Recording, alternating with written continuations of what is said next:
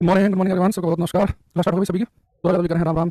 सौरभ कर हर महादेव, आद्य कर हर महादेव, देव पांडे जी प्रणाम कर रहे हैं, बजरंगी कर रहे हैं गुड मॉर्निंग, अरविंद यदुवंशी कर रहे हैं राधे राधे, निशांत अभिषेक कुमार सबको बहुत नमस्कार, गुड मॉर्निंग एवरीवन। तो आज हम 2 दिन के बाद मिल रहे हैं। बढ़िया वीकेंड रहा होगा आप सभी का, सैटरडे संडे ये मानकर हमारी क्लास शुरू करेंगे। इंस्टाग्राम मुझे विराट कोहली की तरह बनना है, टाइम पास करने का मन नहीं है अभी, इस वजह नहीं तो मैं 5 मिनट का लेक्चर देते।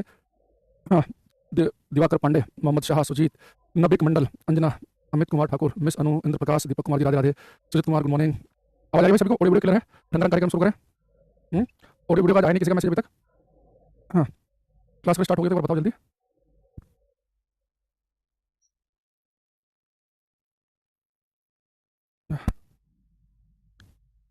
क्या भाई क्लास स्टार्ट नहीं हुई है क्या? अच्छा, और ओके ठीक है ठीक है, बस बता दिया करो ना, कंफ्यूजन हो जाता है क्योंकि कई बार ऐसा हो गया, मैंने 2-4 मिनट पढ़ा भी दिया है और उसके बाद बच्चे कहते हैं जी क्लास स्टार्ट नहीं हुई। और ओके ठीक ठीक है ठीक है ठीक है, आ गया आ गया आ गया। राधे राधे भाई, जतिन सोची ठीक है, और क्लियर देख लिया मैं, पढ़ लिया सबका मैसेज। तो हम पिछले क्लास में पेंडुलम कर रहे थे, उसी पेंडुलम में हम थोड़ा सा आगे बढ़ते हैं, इसे खत्म करते हैं 10-15 मिनट में। फिर आज हम लास्ट चैप्टर जो है मैकेनिक्स का यूनिट और डायमेंशन स्टार्ट करेंगे आज ही, ठीक है। देखो ये मान लो कि एक बस है और इस बस के अंदर क्या है अभी, ये बस मान लो कि अभी रुकी हुई है, रेस्ट पे है। एक खड़ी बस है, मान लो कि आपके गली मोहल्ले में कहीं पे बस रुकी हुई है और उसमें आपने क्या किया कि पेंडुलम बांध रखा है। मान लो बस है तो बस में पाइप होते हैं बीच में को, उसमें आपने एक धागा बांध के पेंडुलम लटका लिया, अब हल्का सा पकड़ के छोड़ दिया, ये पेंडुलम टक टक टक टक चल रहा है। तो इसका जो टाइम पीरियड है, जो आवर्तकाल है, एक चक्कर लगाने का जो समय है, मान लो कि टी है, टी केवल मान लो मन में भी कि 2 सेकंड है, चलो ठीक है। तो पेंडुलम जो है एक ऑसिलेशन यहाँ से गया इधर वापस आया, एक ऑसिलेशन 2 सेकंड में पूरा कर रहा है।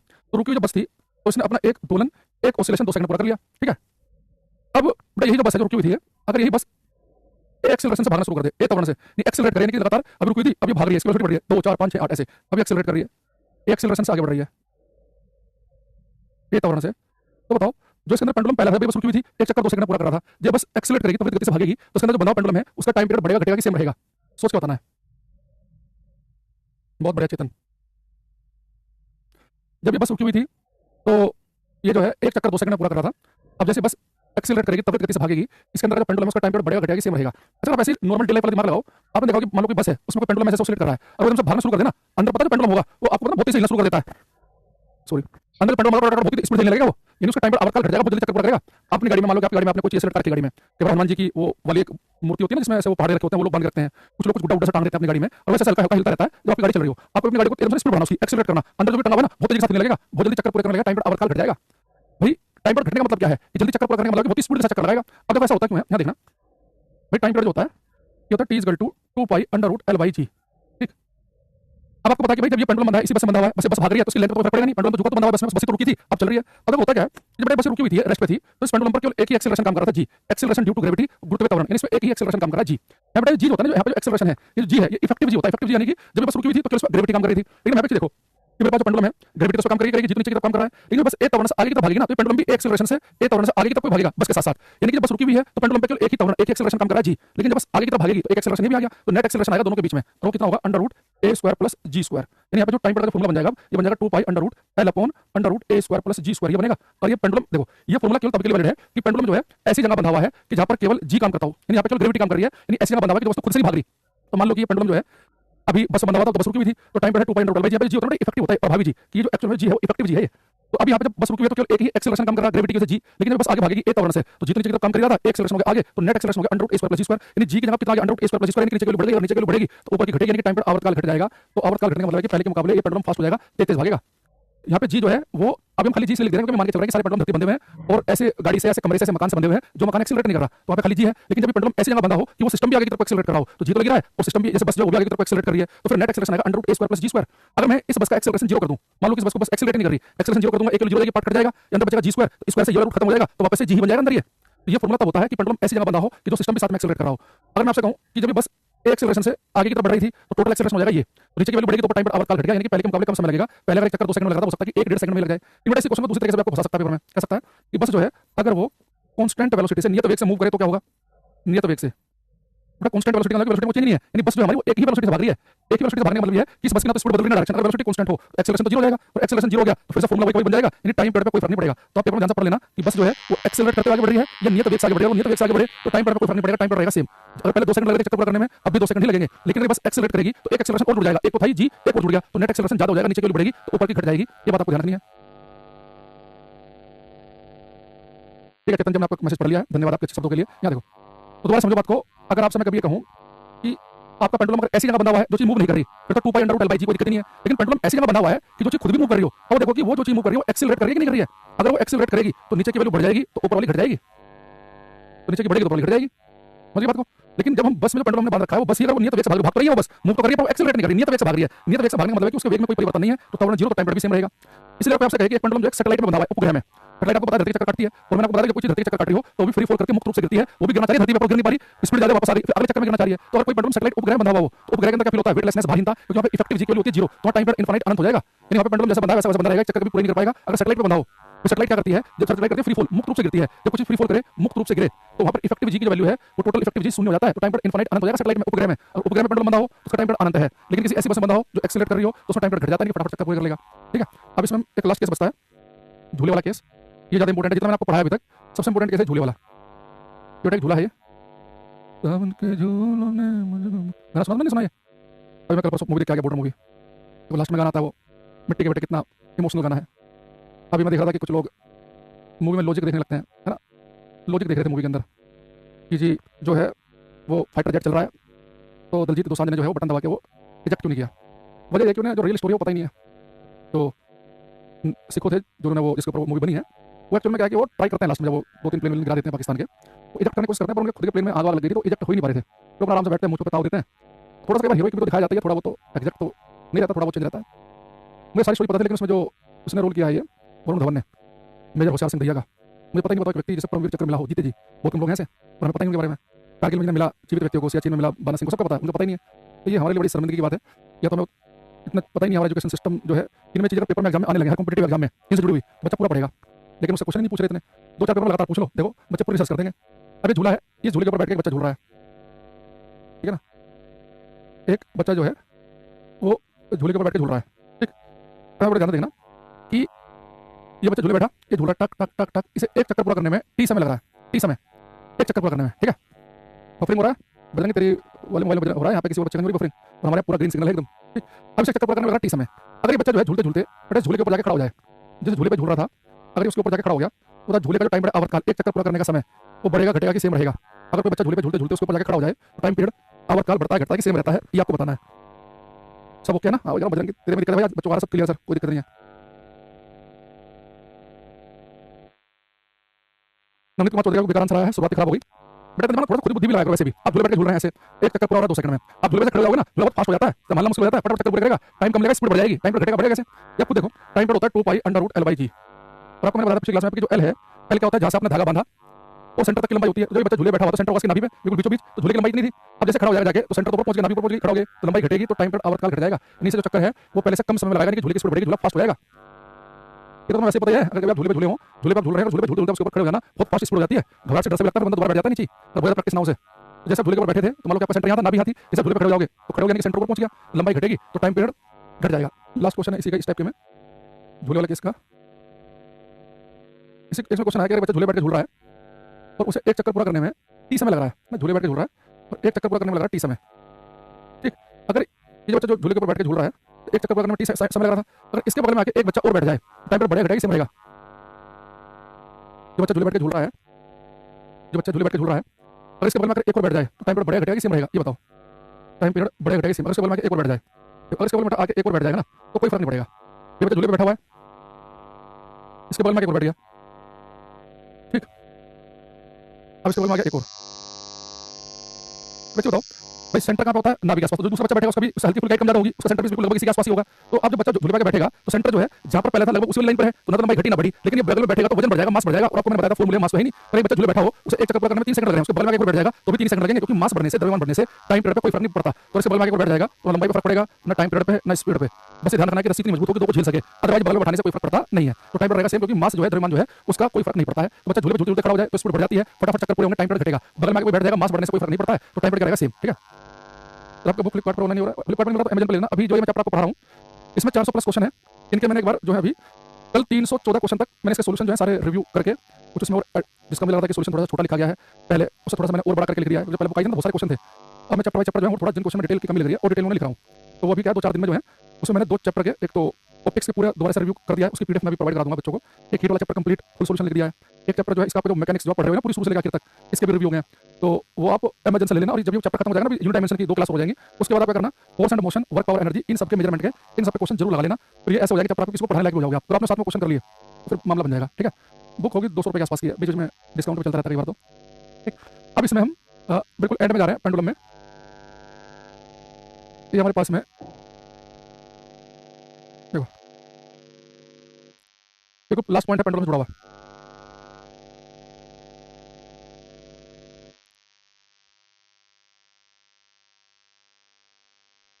फिर हमारे पास में पेंडुलम है, ठीक है, ये इसका सेंटर है। तो पेंडुलम जो है अपना बड़े मजे के साथ मूव कर रहा है ना, ये पेंडुलम जो हमने छोड़ दिया, टक टक टक टक टक टक चल रहा है। अगर बच्चे देखना, ये जो पेंडुलम है जब ये अपना मोशन कर रहा होगा तो देखो हो क्या रहा होगा। मान लो कि आपने पेंडुलम यहाँ से छोड़ा, तो छोड़ोगे तो पेंडुलम यहाँ से छोड़ोगे, स्पीड जीरो इसकी यहाँ से पकड़ रखा ना, यहाँ से शुरुआत करोगे, स्पीड जीरो, स्पीड बढ़ेगी बढ़ेगी बढ़ेगी बढ़ेगी बढ़ेगी बढ़ेगी बढ़ेगी बढ़ेगी, जो अपनी मेन पोजीशन पे होगा, माध्यावस्था पे, बिल्कुल बीच में मेन पोजीशन जो है इसकी, जिस माध्यावस्था के इधर उधर हिल रहा है, ये माध्यावस्था पे इसकी स्पीड होती है मैक्सिमम। जो मध्य अवस्था है इसकी स्पीड मैक्सिमम होगी यहाँ पर, सबसे तेज होगा पेंडुलम, वो अपनी इसकी मैक्सिमम जो स्पीड होती है वो इसकी मेन पोजीशन पे होती है। तो आपको पता है कि काइनेटिक एनर्जी क्या होती है, हाफ mv²। अगर मेन पोजीशन पे जो भागता है स्पीड मैक्सिमम होगी तो उसकी काइनेटिक एनर्जी यहाँ पर मैक्सिमम होगी। तो कोई आपसे पूछे कि पेंडुलम जब मोशन करता है इसकी गति ऊर्जा सबसे ज्यादा कहाँ पर होती है, इस मेन पोजीशन पे। तो स्पीड बढ़ेगी, काइनेटिक एनर्जी मैक्सिमम, धीरे-धीरे स्पीड घटेगी और सारे पॉइंट पे आ जाएगी जीरो। यानी कि जो एंड पॉइंट होते हैं, जो अंतिम बिंदु है, एंड पॉइंट्स, एंड पॉइंट इधर भी एक इधर आ गया, इन एंड पॉइंट पर जो स्पीड होती है वो होती है जीरो।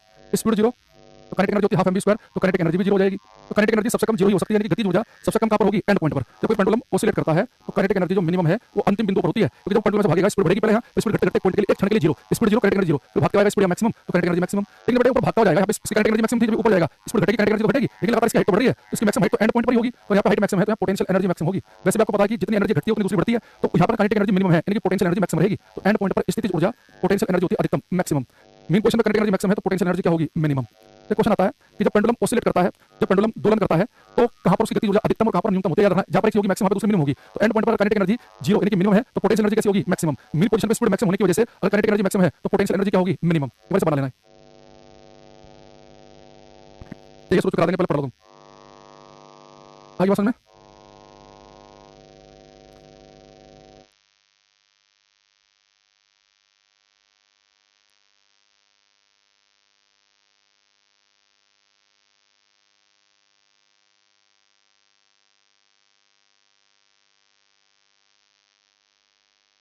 ठीक है, आ गया।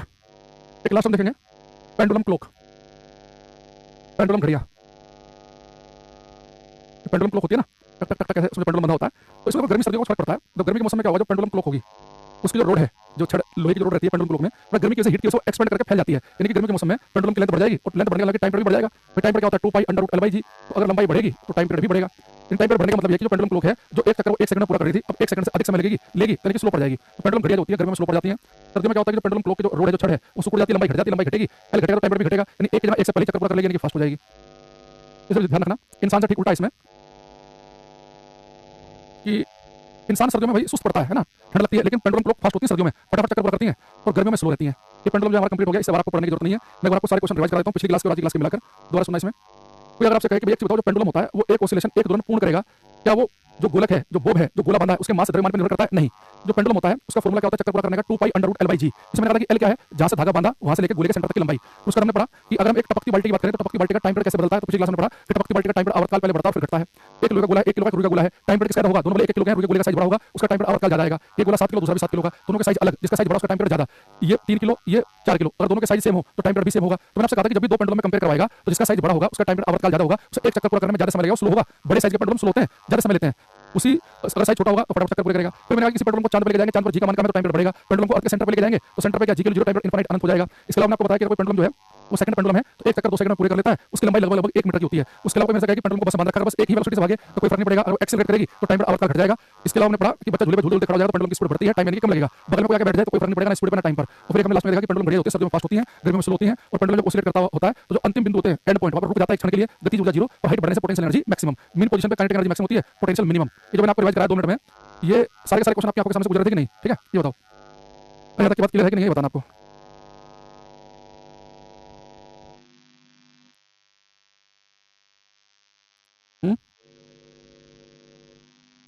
ये क्या भाई क्वेश्चन है, कह रहा है कि कितने बार बॉब बीच में आएगी, वो क्वेश्चन है।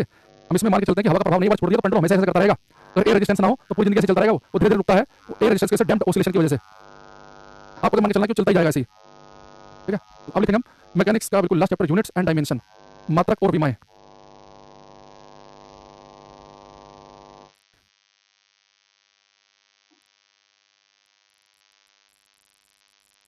यूनिट्स एंड डायमेंशन, मात्रक और विमाएं,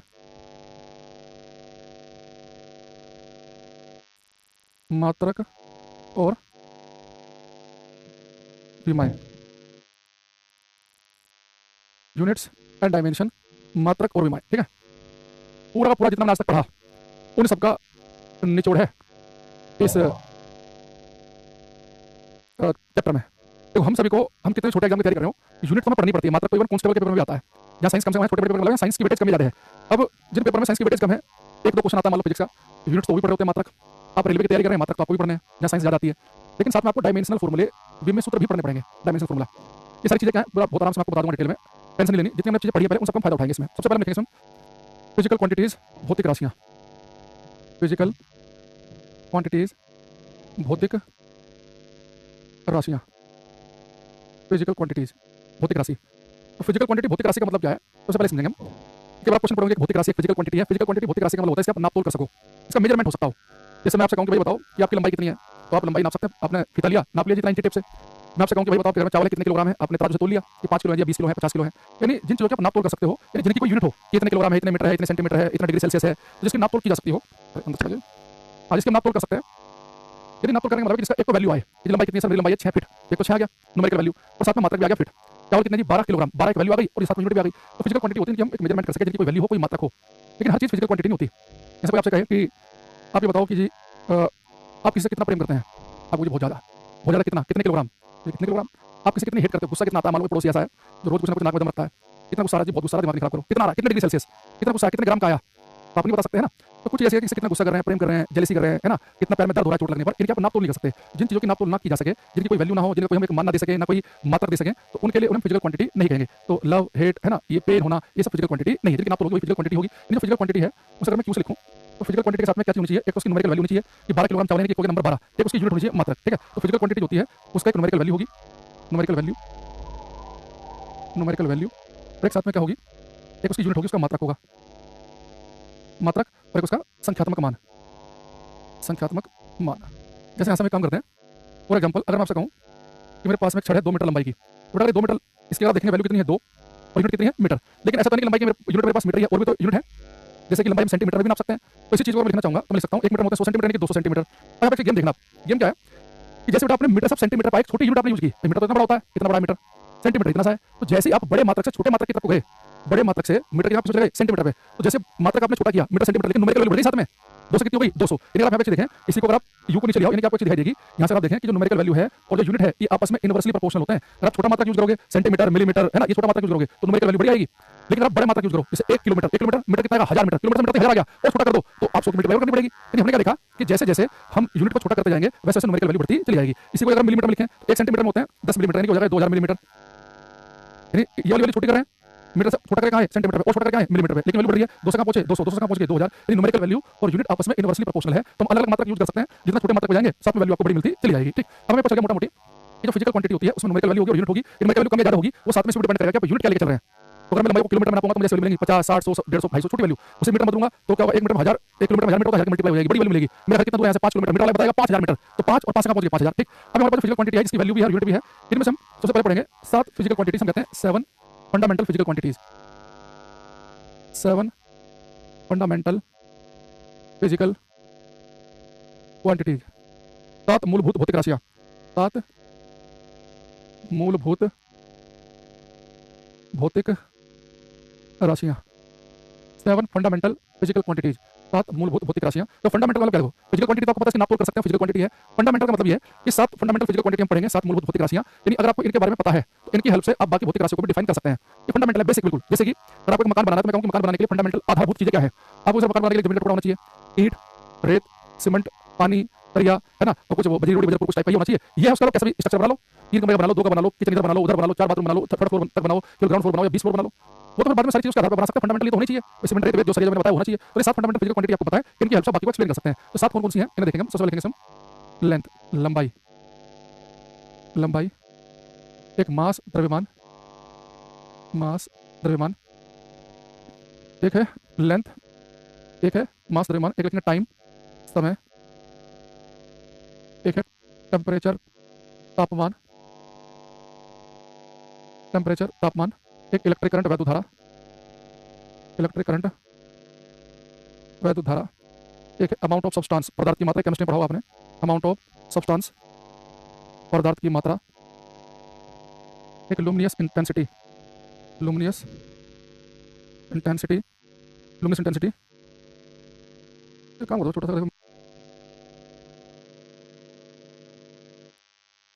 लुमिनियस इंटेंसिटी ज्योति तीव्रता, ठीक है। तो 7 फंडामेंटल क्वांटिटी है, length mass time temperature electric current amount of substance और लुमिनियस इंटेंसिटी, ठीक है। अच्छा देखो अब ये लंबाई मास टाइम टेम्परेचर करंट ये तो सारी फिजिक्स में पढ़ते ही हैं।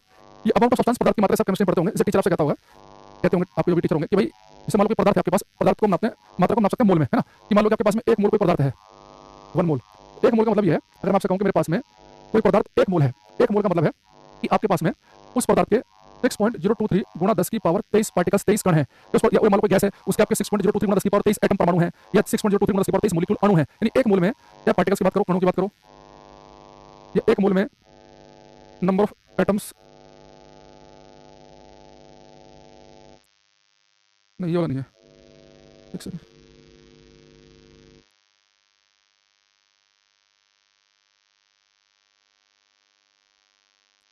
तो 1 मोल में पार्टिकल्स कणों की संख्या पूछ ले, या एटम्स परमाणु पूछ ले, या मॉलिक्यूल्स अणु कुछ भी पूछ ले, आपको 1 मोल में यही बताना है। ये बिल्कुल वैसे ही है कि जैसे मैं आपसे कहूं कि भाई 1 दर्जन में कितने पेन होते हैं बताओ, 1 दर्जन पेन बताओ, आपको 1 दर्जन 12 पेन, मैं बोलूंगा 1 दर्जन में कितने केले आते हैं, गुजरने जो केले ना वो किलो में मेजर करते हैं, हमारी तरफ इधर दिल्ली साइड में अगर आप आओ इधर केले दर्जन में मिलते हैं, कि दर्जन यानी कि 12 केले, 12 केले 60 रुपए के, 80 रुपए के, 90 रुपए के, इधर मैं गया एक बार जयपुर साइड में या इधर जाओ बिहार में तो केजी में होते हैं, किलो में आते हैं, साउथ में शायद केजी में आते हैं, इधर दर्जन चलता है, वेस्ट यूपी में, हरियाणा में, दिल्ली में इधर चलता है कि दर्जन, तो दर्जन होता है, केले हैं 12, पेन है तो भी 12, मैं कहूंगा मेरे पास 1 दर्जन टी शर्ट है 12, 1 दर्जन जूते हैं 12, यानी दर्जन जो है 12 को रिप्रेजेंट करता है, कुछ भी हो, ऐसे 1 मोल जो है ना उस नंबर को रिप्रेजेंट करता है, जैसे पार्टिकलों की संख्या कहो, चाहे एटम परमाणु की कहो, चाहे मॉलिक्यूल अणुओं की कहो, भाई दर्जन तो 12 रहेगा, दर्जन के साथ कुछ भी लगा दो, जैसे मेरे पास 1 दर्जन पेंसिल है 12, 1 दर्जन पेन है 12, 1 दर्जन इरेजर रबड़ है 12, शार्पनर कटर है तो भी 12, तो दर्जन तो 12 को रिप्रेजेंट करता है, ऐसे ही 1 मोल इसे रिप्रेजेंट करता है, और इसी नंबर को हम एवोगाड्रो नंबर भी कहते हैं, एवोगाड्रो संख्या, ये हमारा एवोगाड्रो नंबर, एवोगाड्रो संख्या, एवोगाड्रो संख्या, ठीक है। अच्छा एक है लुमिनियस इंटेंसिटी ज्योति तीव्रता, लुमिनियस इंटेंसिटी, इसे समझो, ये थोड़ा सा हायर क्लास में पढ़ा जाता है, लुमिनियस इंटेंसिटी तो दर्जन होता है, तो कहीं याद होगा किलो में दे रहे थे, वो पटना की बात है, हो सकता है मैं कोई भ्रम हो रहा हूँ।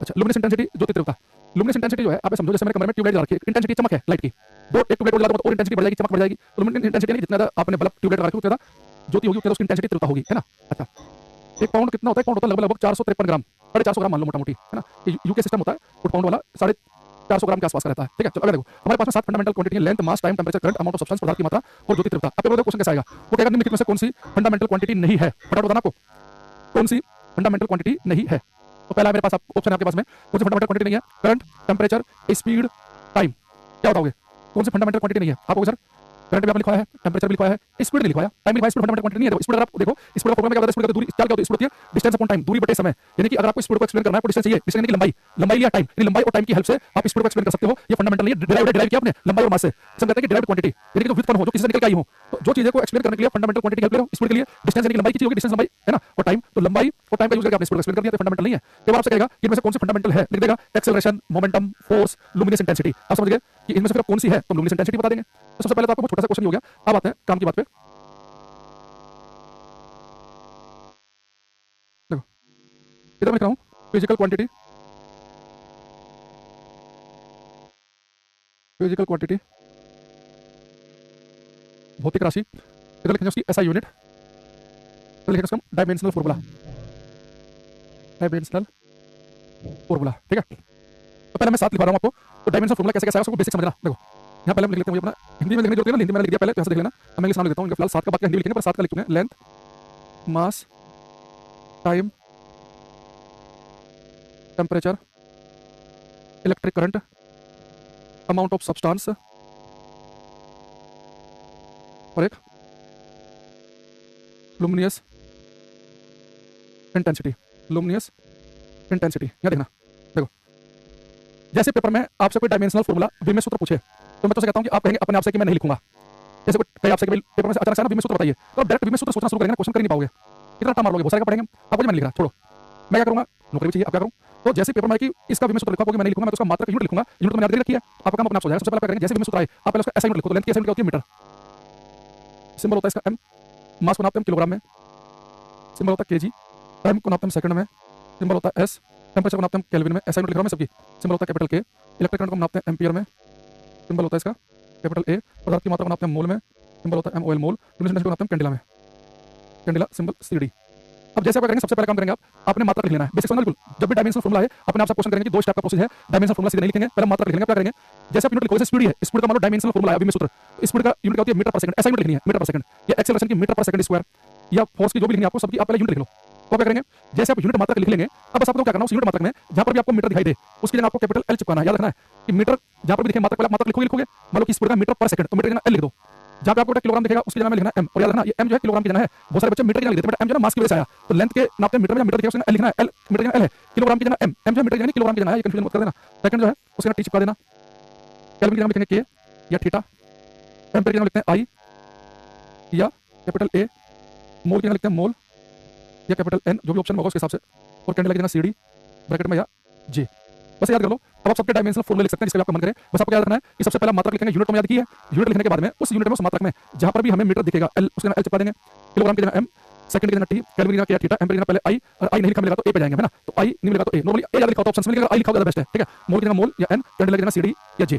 बस हमारा काम हो गया। तो अगर आपने ये बात याद कर ली, अब जिसका भी डायमेंशनल फॉर्मूला आप लिख सकते हैं, तो 7 के आप याद कर लो, ये 7 3 मैं आपको रटवाऊंगा, टोटल अगर आपने 10 याद कर लिए तब क्या भी में सूत्र लिखे जा सकते हैं 10 याद करने से। तो साथ में तो एक वर्ड याद किया है भाई, सेकंड की जगह टी लिखना है, मीटर की जगह एल लिखना है, किलोग्राम की जगह एम लिखना है, केल्विन की जगह के थीटा लिखना है, मोल की जगह मोल लिखना है, कैंडल की जगह सीडी लिखना है, ये 7 याद किया आपने। 3 जो है थोड़े से हल्के से 2-3 शब्द के होंगे, तो 7 + 3 10 में हमारा पूरा काम हो जाएगा। तो पहले सब बच्चे वाले इन 7 को रिकॉल करो कि किसकी जगह क्या चिपकाना है, फिर मैं आपको बताऊंगा इसका यूज कैसे करेंगे, ठीक है। चलो आज के लिए रखते हैं, थोड़ा सा जाना है बैंक, एक डिमांड ड्राफ्ट बनवाना है बच्चे के स्कूल की फीस के लिए, फिर बताता हूं एक बार इतना पड़ जाना, ठीक है। तो आज इतना ही, बाकी कल मिलते हैं। Thank you, take care everybody.